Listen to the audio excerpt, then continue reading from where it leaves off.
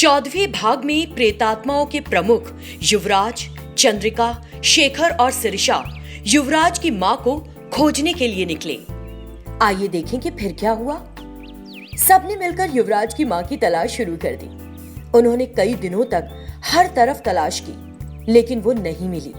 फिर एक दिन वे सब एक जगह इकट्ठा हुए। युवराज दुखी लग रहा था। कितने दिनों से खोज रहे हैं, लेकिन मेरी मां नहीं मिली। मैं कितना असहाय महसूस कर रहा हूं। मेरी उम्मीद टूट रही है। अरे युवराज, चिंता मत करो, तुम्हारी मां जरूर मिलेगी। अब तक मुझे विश्वास था कि वो हमें मिल जाएगी, लेकिन अब मैं उम्मीद खो चुका हूं चचा। चिंता मत करो भाई, आपके पिता ने कभी ना कभी कुछ तो जरूर कहा होगा आपके मूल निवास के बारे में। जरा दिमाग पर जोर डालें। मेरे बाप ने मुझे कभी कुछ नहीं बताया। अगर बताया होता हम शुरुआत में उसी जगह जाते। हमें इस तरह भटकना नहीं पड़ता। बात तो सही है भाई, लेकिन हाँ बहन, मुझे एक बात याद आ रही है। मेरे पिता मुझे एक बार सिंगारेनी गांव ले गए थे। उस दिन मुझे पता चला कि लोग पड़ोसी गांव अंजनपुर में एक बड़ा त्योहार मना रहे हैं। मैंने अपने पिता से मुझे उस गांव ले जाने के लिए कहा, लेकिन उन्होंने कहा किसी भी जगह जाना, लेकिन उस गांव में कभी नहीं। मैंने इसकी वजह नहीं पूछी। शायद वही हमारा गांव हो। अगर ये सच है तो मेरी माँ उस गांव में ही रहती होगी। ओहो युवराज, तुम्हारे पास इतनी जरूरी जानकारी है। तुम अब तक क्या कर रहे थे?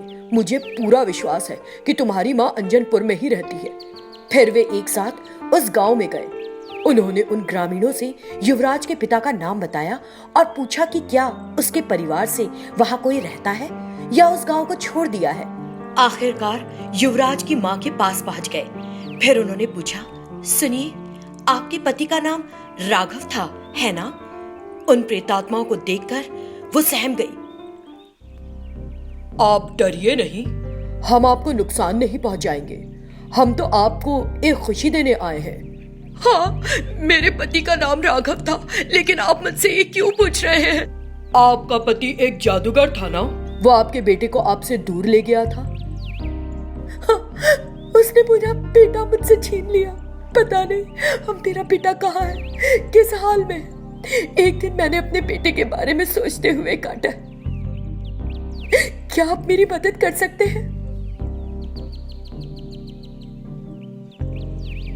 जी हाँ, हम आपकी मदद करने ही आए हैं। ये देखिए, ये रहा आपका बेटा। एक दुर्घटना में इसकी मृत्यु हो गई और ये एक प्रेतात्मा बन गया। हे भगवान, मैं इतने लंबे समय से अपने बेटे की प्रतीक्षा कर रही हूँ और आज मिल रहा है तो प्रेतात्मा के रूप में। रो मत माँ, मैं एक प्रेतात्मा बन गया, लेकिन कम से कम आपसे मिल तो पा रहा हूँ। आज मैं कितना खुश हूँ।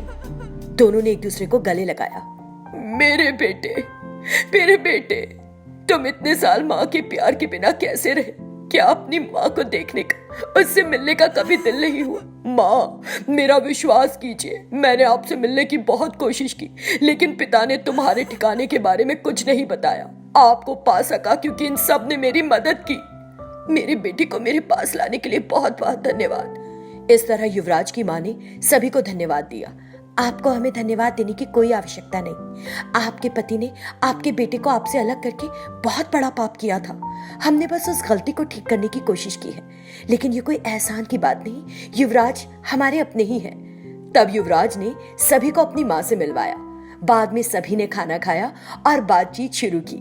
इस तरह युवराज और उसकी माँ फिर मिल गए और तब से वे खुशी से रहने लगे। बहुत जल्द देखिए चंद्रिका शैतान का 16वां भाग।